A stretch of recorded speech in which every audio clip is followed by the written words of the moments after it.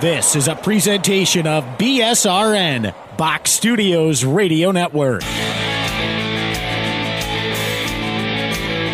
Power Play Post Show is on the air, covering minor league hockey since 2003, and now covering the Binghamton Black Bears, with news, reactions, and in-depth interviews only heard here. And now from the Box Studios in Kirkwood, New York, here is your host of the Power Play Post Show, Bob Howard. And hello, everybody. Welcome to another edition of the Power Play Post Show. This is the show for April 28th, 2025. This is season 14, episode number 63, and this is episode number 502 in the long-running podcast that is the Power Play Post Show. Again, hello, everyone. I am your host, Bob Howard. Thank you very much for tuning in. I am so happy to be able to be talking to you guys and actually sound a little bit more like my normal self. Still have kind of like a stuffy nose. It's a little nasally, but it's not as bad as it was last Thursday when you guys got to hear me basically choke through the small little preview that I could do for you pertaining to the Port Huron Prowlers. And honestly, I apologize. I probably should have given more to that Port Huron Prowlers preview than I did. But I mean, who would have thought that we would have gone out there and gotten shut out? First time getting shut out since 2023. First loss since, the 22-23 playoffs. It just was an interesting, obviously, weekend for the Binghamton Black Bears.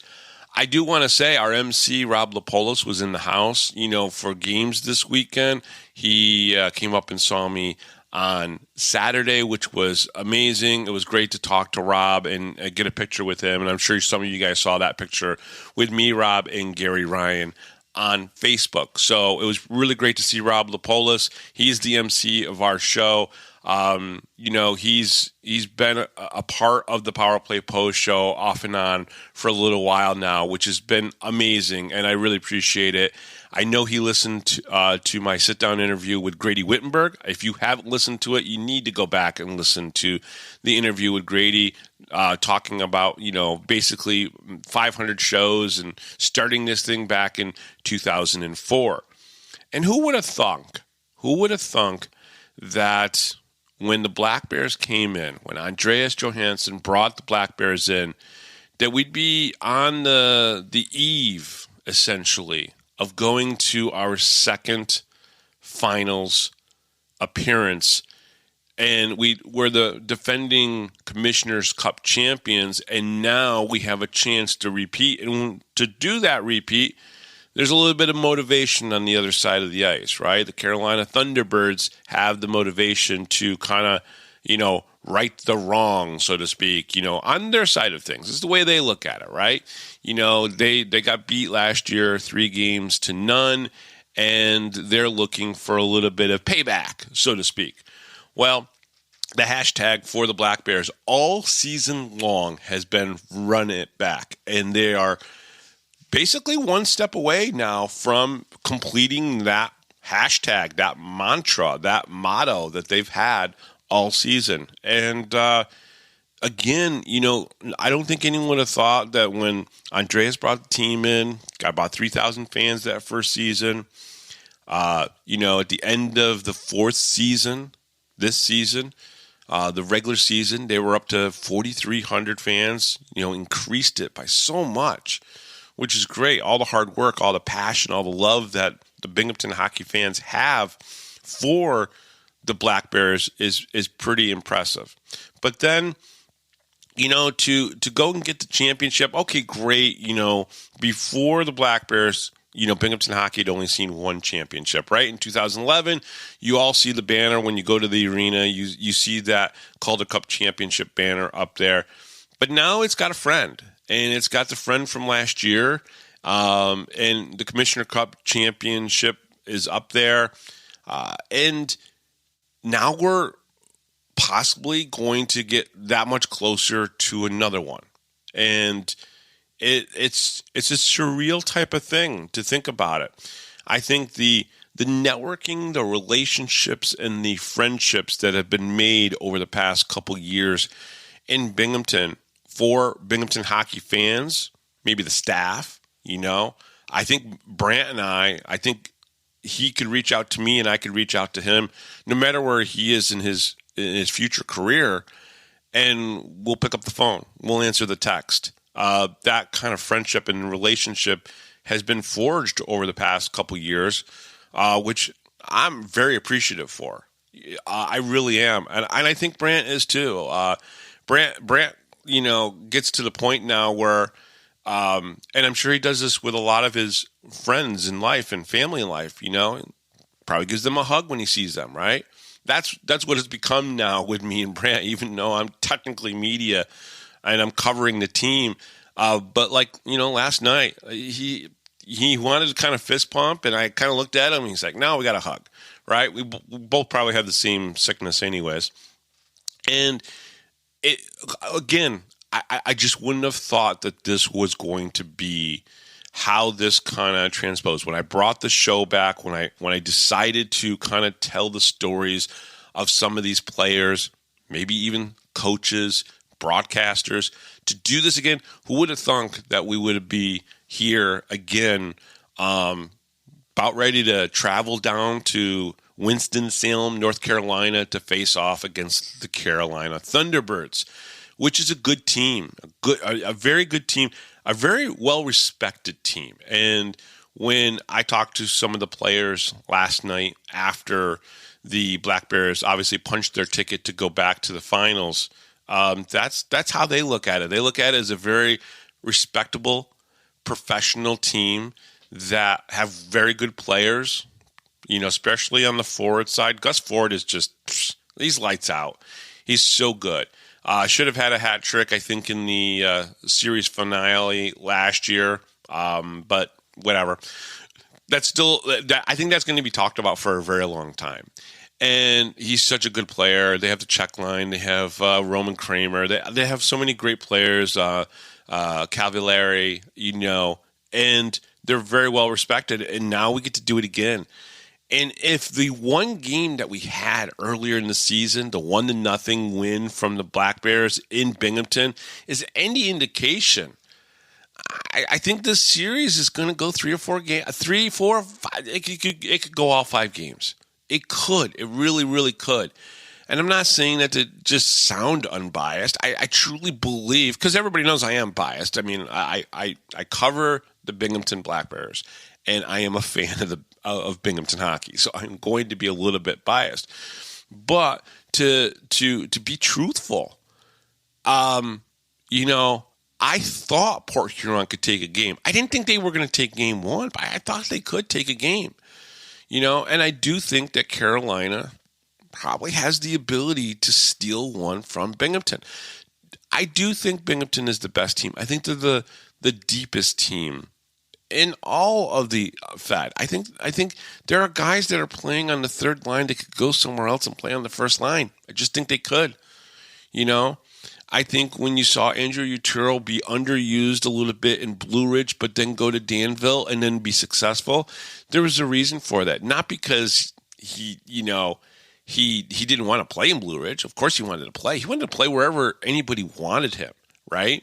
But then he went to Danville and he gets put into the right places, in the right positions, and he started to produce. Nick Stuckless did good down in Blue Ridge, right? So there were players that, played here that have played elsewhere, and they've made big impacts. Brody Thornton, I mean, come on. What he did this season was pretty awesome, and he would have had a great season in Binghamton if he was in Binghamton. So I guess my point is, getting into this series, it's going to be a good series. It's going to be a good series, and what a comeback for the Black Bears against Port Huron. Just my overall thoughts of the whole thing is they go down for the first time really in the Brant Sherwood era where they kind of they go down one game and then they got to battle back in the playoffs, and they did it. And I just think that they showed a lot of heart and character. They showed a lot of fight back. Port Huron, I'm not calling them a dirty team, because I I think they play a certain style that what happens is they eventually get caught up in it looks like, oh, they're a dirty team or they're, whatever. And I'm not going to call them that. I'm not going to say that. They play a very physical, body-on-body, forechecking. Sticks are moving everywhere. They like to, sweep they like to sweep check. They like to poke check with their sticks.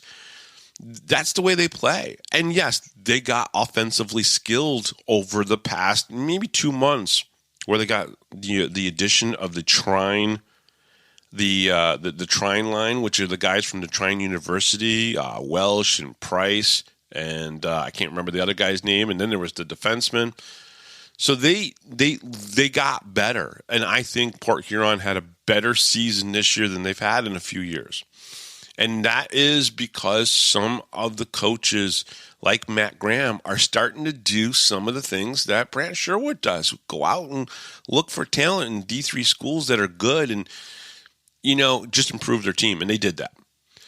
But they took game 1, 3-0, and it was just impressive the way they did it.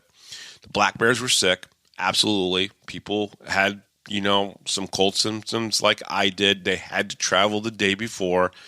So they weren't in the right position, and they needed some motivation. And 2 ways you can get that motivation. Be embarrassed on the ice, and I'm not saying that the Black Bears were embarrassed by Port Huron. But when you don't score a goal, and it's the first time you were shut out in all of the season, yeah, maybe they were a little bit embarrassed, right? But then you also have your head coach who can go in and go, what the frig? What is going on? It's so I think that legitimately the Black Bears had an awakening. And we saw that obviously on Saturday and Sunday. So let's get into this. The Power Play Post shows on Spotify, Apple Podcasts, Pocket Casts, YouTube, Amazon Music, and iHeartRadio. Just search Power Play Post Show on whichever platform you listen to your podcast, and please subscribe. Please join the Power Play Post Show Facebook group. Just go to Facebook and search Power Play Post Show. Check out BinghamtonHockey.net for all your Binghamton hockey information and curiosity. And on this edition of the Power Play Post Show, you're going to hear comments post-game from last night from Black Bears head coach Brant Sherwood, forward Donald Olivieri, and netminder Connor McAnanama. Okay, so obviously the main theme of what we're talking about today is that the Black Bears defeated the Port Huron Prowlers 2-1 in the FPHL's Commissioner Cup semifinals for the Empire Division, launching them back into the finals for a rematch of last season's finals matchup against the Carolina Thunderbirds. The Black Bears completed the return to the finals in a dramatic fashion after losing Game 1 in Port Huron, being shut out by the Prowlers, and Reed Cooper, 3-0, returned home to Binghamton and then shut out Port Huron 4-0 on Friday and 4-0 on Saturday and 6-0 on Sunday to get there. Now, Friday night in Port Huron was a 3-0 loss, as we all know. And, again, I'm not going to make excuses for the Black Bears, right? Coach Sherwood wouldn't want me to do that, right? But they did have to travel there the day before, and they were all kind of battling a little bit of the cold, the flu symptoms like I am. It's still a little bit today, but I'm a lot better than I was on Wednesday and Thursday. And if any of the guys were feeling the way I was on Wednesday, Thursday, or Friday, I can understand. But let's also give credit where credit's due. Reed Cooper, he played a good game. He saved 32 shots. He saved the shots he needed to. There were some good quality chances, but there was, a lot of shots that were perimeter type of shots that weren't so good. But Reed Cooper played well. We'll give him credit for that. Bobby Price, 2 goals. One was the empty netter, so it doesn't really, I don't want to say it doesn't count. It does, right? Donald Oliveri's empty netter. It counts. It made a statement the way Don scored his, but, it still counts, right? But Bobby Price had 2 goals. He's one of the Trine University guys. Tyler Fox had the first goal in the game winner. At least I think he had the game winner. Yeah, he had the game winner. Scored that one at the 11:20 mark of the first period. And, so you have two of your trying guys, on the board scoring. Drew Welsh also, had an assist. But there you go, right? You get 3 goals, Tyler Fox, Bobby Price, right? And the Black Bears are just not able to score.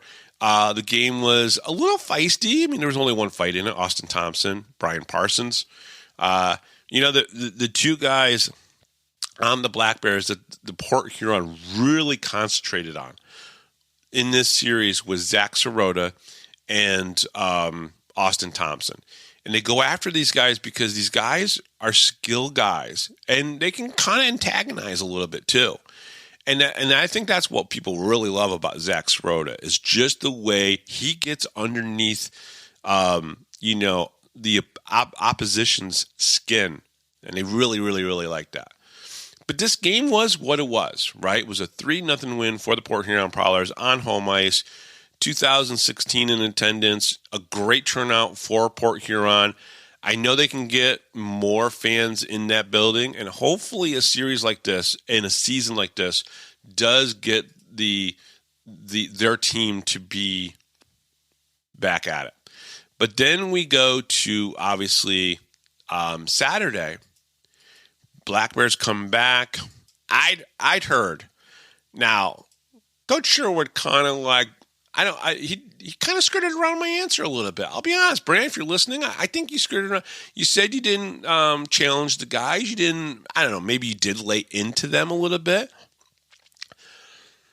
But realistically, he kind of said, hey, I just reminded them who they are. And maybe that was his way of kind of laying into them without kind of like making it public, and that's fine. He didn't have to, folks, when you listen to the interviews with Don and Brant, it sounds like there's a little bit of a difference of opinion on what happened. Don says he was challenged, and, Brant really didn't say that he challenged anybody or challenged the team specifically. And I don't think there's nothing there to that. It's just, Brant was so happy with his team, he didn't want to talk about what he had to do to get them to play the way everybody knows that they can play. But let's be honest, they came out on Saturday and it was a completely different team. Completely different team. That first period was so energy-filled by the Black Bears that Port Huron, I think, probably stepped back and said, what is going on? Are they on something? Because they are just on fire and all over the place. Completely different. And again, if guys were feeling better, maybe got a little bit more rest or a little bit more sleep, they were in the sleeper bus, maybe they were just ready, and they were amped up. And I don't think they wanted to lose on home ice in front of their fans. And, Gavin Yates comes out, power play goal. And again, I've said it many times. Gavin Yates gives you that goal that you don't know you need. He gives it to you on the power play. Don Olivieri has the primary assist. Crazy, crazy, great west to east pass, or east to west pass in that particular case. Sorry, guys. And then they repeat the same thing 8 minutes later. 8 minutes later, Don Olivieri sends another pass east to west over to Tyson Kirkby. He chips it in. There you go. You got 2-0. The crowd is completely in it. You guys were hot. You guys were so hot on Saturday, it wasn't even funny. I think there was like 4,488 fans there. Great atmosphere. Amazing. Then Don Olivieri gets Dan Stone gets a gift from the hockey gods in the second period, 4:46. Don, another primary assist. But what happened is Dan Stone gets a goal 45 seconds after the puck had initially hit the netting. And I think the player saw, I think some fans saw, I know we saw it up in the press box, but the linesmen and the referees didn't see it. And they went to go see if they could review it because, of course, as he should, Chris Paulin said, I think you need to review that. It hit the netting. He was told a week before from Paul Jean himself that there is a reviewable call. The referee went into the box, opened up the rule book. There are pictures of him looking in the rule book, which was kind of hilarious. And apparently he said to Chris Paulin that was not reviewable from what he interpreted the rule book to say. So the Dan Stone goal stayed allowed, and Black Bears are up 3-0. And then in the third period, Chris Mont, shorthanded goal, Austin Thompson picks the pocket again of a team in the neutral zone. Whether it's a steal, whether he picks the pocket, it doesn't matter. The puck seems to get on his stick at some point in the neutral zone. He can get it to somebody, and they score a shorthanded goal. He scored a couple shorthanded goals himself. It's the confidence and the knowledge that these guys have, which is pretty amazing. So either way, the Black Bears get 4 goals, shut out, obviously, the Port Huron Prowlers on Saturday. Just a great performance, right? You know, at the end, there was a little bit of the inciting opponent kind of stuff. And I think what happened was the referees in this series, and I understand it completely. Some of the fans, they get upset about it because, there were some fights. Kyle Steffen and Ben Brockaway, they get in their fight. But throughout the weekend, they were throwing pairs of people into the box. Because sometimes that's what you got to do to calm things down is, okay, I know he was the aggressor in the penalty scheme of things, right? Not using the aggressor, but, maybe this guy his penalty was worse than your penalty, but I'm putting you both in the box just to shut everybody up. Sometimes it works, sometimes it doesn't. I think that's what the referees had to do in this case. Send 2 people in, not just one, because that just makes it worse in the end. They get that obvious win here, and then we go into Sunday, right? And into Sunday, you think, all right, it's tied 1-1. Everybody is going to be looking at how does Port Huron respond in this? How do they respond in this game? Obviously, a 6-0 loss. I think in part because Connor McAnanama wasn't going to let anything soft, wasn't going to let anything easy through. You were going to have to have an AHL or an NHL shot beat him, right? That's how determined he was to basically stop everything. And then the Black Bears really just poured it on in the first period. They really did. And they did it all within the first 10 minutes. And that was the great part. First of all, I am more than happy. I don't care what anyone thinks of me. I love Dan Weber's dad and his mom. They are awesome, awesome people. And I've become friends with them. And I was so happy that Dan scored a goal. First goal in the playoffs for him. First goal of the game. And it ends up being the game winner. So even freaking better, right? That it comes from a guy who's worked so hard the last 2 years. I'm so happy for Weber for scoring that goal. It was awesome. He was so pumped up. The look on his face, the fist pump, everything. He was just, that was perfect. And, of course, it was a Don of Olivieri primary assist. So, got to love that, too. Then Don scores an unassisted goal. Dan Stone scores an unassisted goal. That's all in the first 8 minutes and 34 seconds of this period. Just crazy. Just awesome, right? I think that the fans probably at that point, and it was a lower amount of fans, about 700 less fans than the night before, so 3,700 fans, but they were loud, and they were really into it, and that was impressive. We go into the second period and think, okay, is there going to be a response from Port Huron? And I don't think in the second period they really responded that well. I don't think they could get their feet underneath them like they wanted to. I know Chris Paulin talked after Saturday night's game and said that we just didn't have our legs moving. And they didn't really get their legs moving in this game until the third period. But in the second period, Tyson Kirkby, he gets a goal. And man, the look on him, that celebration, I get it. People don't like oversellies sometimes. But I think we're going to find out there's a reason why Tyson, anytime he's going to score a goal, he's going to be that excited. As Brant Sherwood said in the interview with me, there's an undisclosed injury we don't know about with Tyson. that will come out and be apparent after the season's over with. So we'll find out what's going on there, right? Gavin Yates scores also in the second period with 1:10 left to go. He gets kicked out of the game for inciting an opponent because he went over to one of their Port Huron guys and celebrated a little too hard. Third period was a little bit more of the Prowlers really trying to get back into this game. Sorry about that, guys. And then again, did not really get enough quality shots on Connor McAnanama to beat him. They just didn't. Some shots were good. Don't get me wrong, they were. But not enough to beat CMAC. And then at the end, a statement was made by Don Olivieri. And I know some people are questioning it. Should you have done it that way?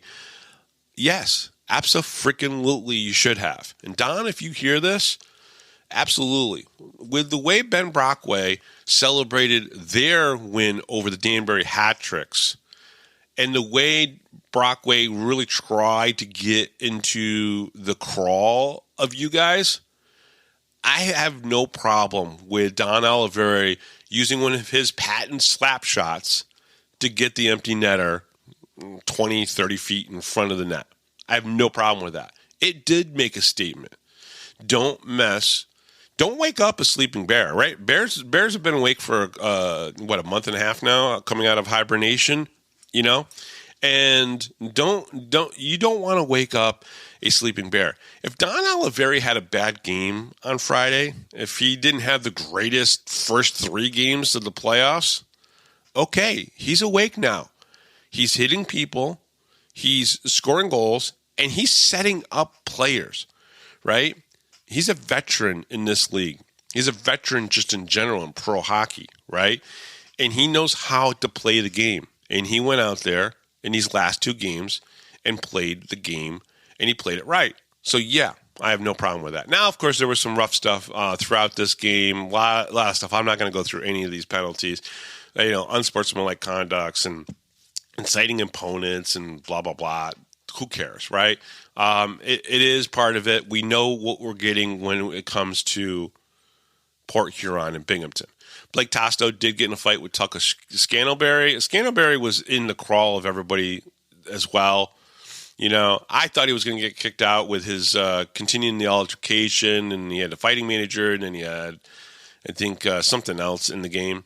But him and Ben Brockway really just kind of like tried to rough it up as much as they could to get Binghamton, but they weren't able to. So, that's it. Those are the 3 games. 3-0 loss, 4-0 win, 6-0 win.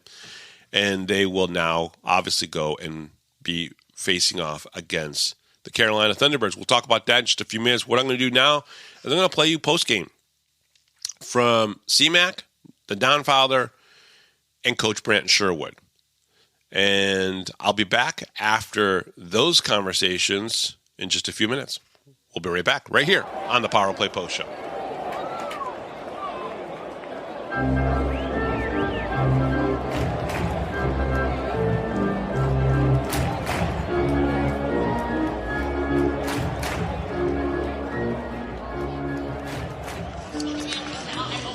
Connor, obviously, great 2 games, great response after, obviously, Friday night in Port Huron. Can you talk about the team's performance in front of you these last 2 nights, because they were just outstanding? Yeah, I think one thing that I kind of harped on before going into playoffs was either let me see the puck or block it, right? Just kind of stick on puck, body on body, that kind of thing. It's like if you're not sure if you're going to block it, get out of the way and let me see it. And they did an absolutely phenomenal job in front of me this weekend, letting me see things. And if I didn't see it, they blocked it. So I can't thank them enough. How does it feel to have 3 shutouts in the playoffs? I know stats don't matter sometimes to players, but it must feel very gratifying to have done something like this, because in the Fed, shutouts don't happen a lot. Yeah, obviously, from a personal standpoint, it's fun stopping every puck, right? You can't complain about that. It's great. But at the end of the day, when you put up a shutout, it's also more than likely a win. Yeah. A shutout is great. I can't complain. You guys are obviously going back to the finals. 2 years in a row. How does that feel? It's great. This is where we wanted to be at the start of the year. It seemed like a long ways away, and it starts next weekend. So I think we're all really pumped up for that, and it's just the final challenge, so to speak. Your thoughts on facing Carolina again? Obviously, you know them very well. The only game this year, a 1-0 shutout. Talk a little bit about facing Carolina again. Yeah, it's always a good time playing them. They're a great hockey team. They're not like scumbags or anything. They're not a very dirty team. And they play hockey the right way. So it's always fun to get that matchup to see where we stand. It's always good fun playing a top team. You get a little jitters, butterflies before the game, all that good stuff. So I think everyone's really excited. They have the check line. They have Roman Kramer. They have Gus Ford, obviously. High-end players. Do you prepare any differently this week getting ready for them down at their barn? No, I'm stopping the puck right now, so I'm just going to kind of keep it rolling. Awesome. Don, obviously the team responded well after being shut out in Port Huron. Can you talk about these last 2 nights and you had 3 primary assists last night, and then, of course, 2 goals tonight. Just talk a little bit about the response that the team has had. Always playing a road game is always tough. I'll give it to Port Huron. They came out hard in their barn, and they gave it to us. But honestly, I think that goalie had a little horseshoe, and he got lucky. I think we took it to him in the second and third period, but it just didn't go our way. Sherwood challenged us, and we love playing here at our barn.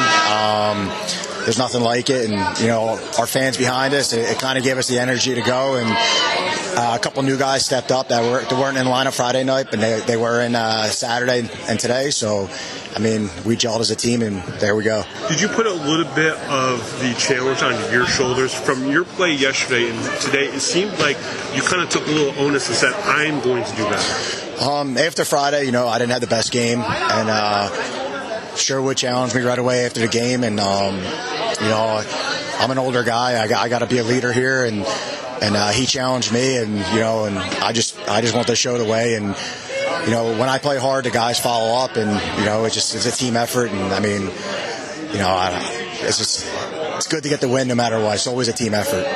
And Port Huron, usually it's a feisty game between the two of you guys.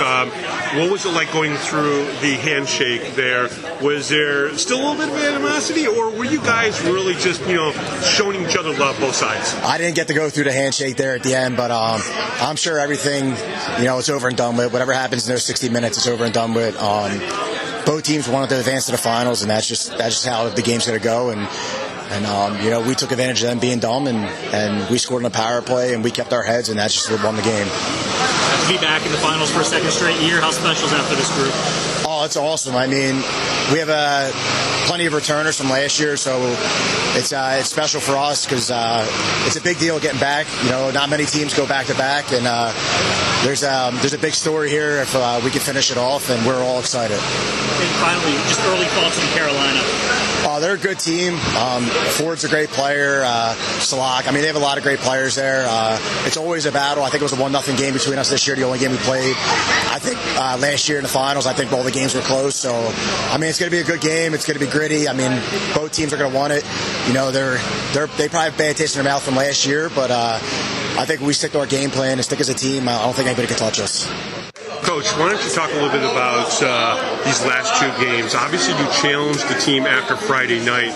Talk a little bit about how they responded to that challenge. You know what? Honestly, I didn't challenge the guys too much. I usually do that in the regular season after they have a bad game. I just reminded them to have some confidence in what a great group they've been all year, and just want to instill that confidence in them as far as recognizing how good they are, and not to focus on the negative things and just look at all the positive stuff we've done. So I gave them a little tire pump more so. Talk a little bit about obviously making it to the finals twice now in a row, and going against obviously Carolina for the second time in a row. I think it's just this league's getting more competitive. I honestly thought this year would be a little bit harder, but keeping our core together and then adding the right pieces around it, it seemed a little bit easier in the regular season. We faced an obstacle going down 1 in the series, but these guys are resilient, and it's a privilege to go back to the finals again, but it's the hard work from these players. Coming back with 2 shutouts after getting shut out yourself, what can you say about this team's response these last 2 games? Resilient, they move on the next day pretty quickly. That's one of our things that I just say flush it the next morning. Let's forget about what happened yesterday, whether it was good or bad, and just take one day at a time, and that's exactly what they did. But kudos to our D-core, kudos to our forwards, blocking shots from their points, but most of all, Connor McAnanama getting the job done. Yeah, talk about C-Mac and what he's meant to this team as a whole over these last 2 years, and now the 2 performances that he's had here. Plus, you couple that with the shutout last weekend as well. It's just crazy to me that he hasn't gotten a call from above. He is the top goaltender in the league, and he shows it. He likes the big moments. This is when he tends to shine. I think he gets a little bit bored during the regular season, but he really turns it on here. And the fact that he could play 3 games in a row, he told me that I would have to drag him out of the net if I wanted to pull him out and put someone else in. So, final one for me, just early thoughts on Carolina. They're fast, good cycling team. They have some top-notch forwards. I think we can expose their D a bit, but they have a stud goaltender as well. It's going to be another great series. It's going to be hard fought. I think we're a little bit more gritty and physical, but they're a fast-paced team. They transition well, and we got to take care of them off the rush. Have you thought about the plan for this weekend or this week and how you're going to get ready for Carolina? Yeah, it's a little bit. Since we extended the series a little bit, I'm going to give the guys a couple days off, and then we'll get back at it on maybe Tuesday afternoon, but most likely Wednesday, and then ship down to Carolina, get down there a little bit early so we can get settled in and hopefully take care of business.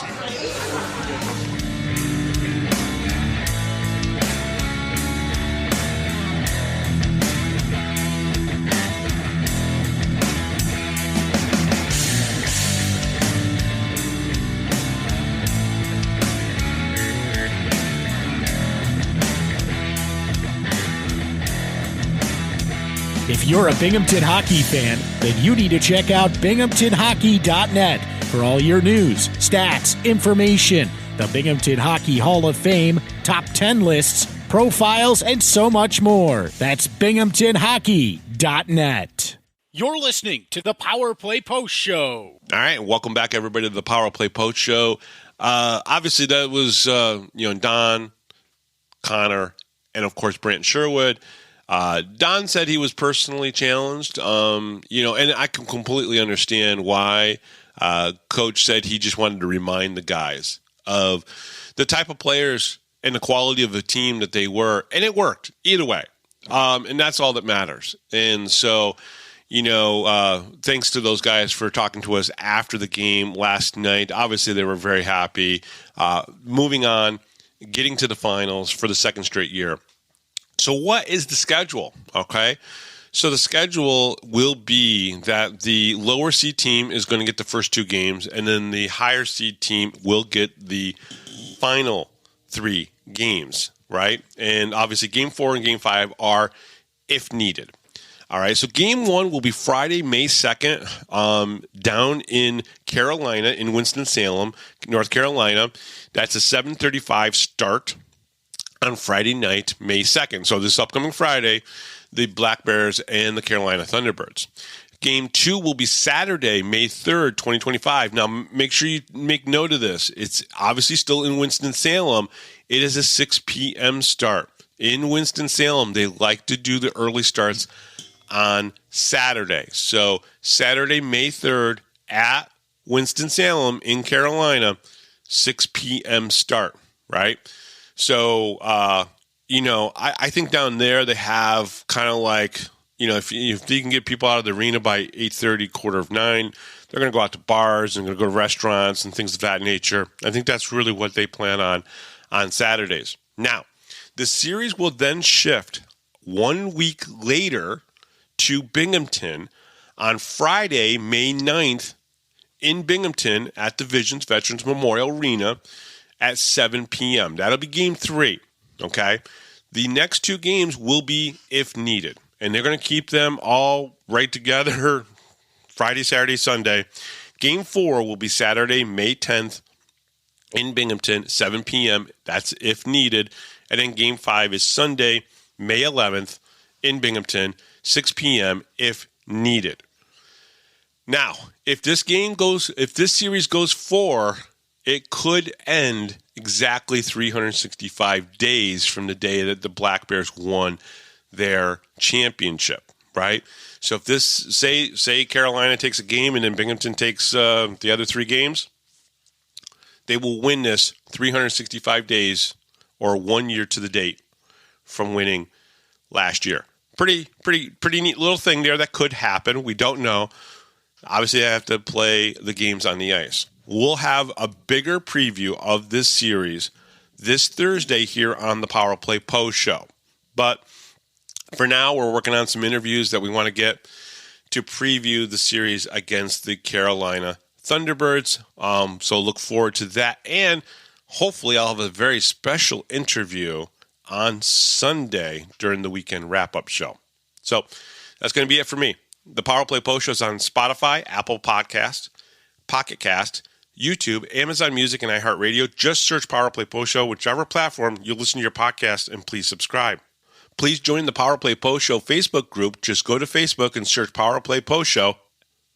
Check out binghamtonhockey.net for all your Binghamton hockey information and curiosity. Thank you to Rob Lapolis, our MC, John Patitucci, our musical director, and from the Binghamton Black Bears, head coach Brant Sherwood, for Don of Olivieri and netminder Connor McAnanama. I am Bob Howard. Thank you very much for listening to the Power Play Post Show. Hopefully my voice is just a little bit better even on this upcoming Thursday, and we'll talk to you then right here on the Power Play Post Show.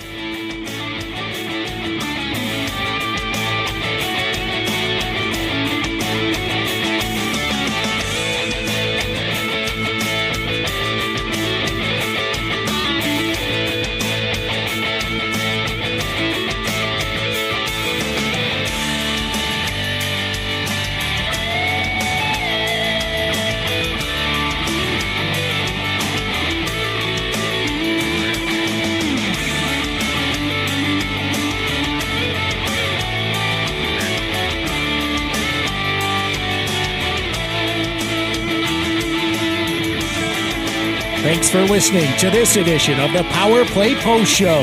Be sure to tune in next week to the Box Studios Radio Network for all the latest Black Bears news and interviews from around minor league hockey. The Power Play Post Show would like to thank John Patitucci for all the music you hear on the show. You've been listening to the Power Play Post Show.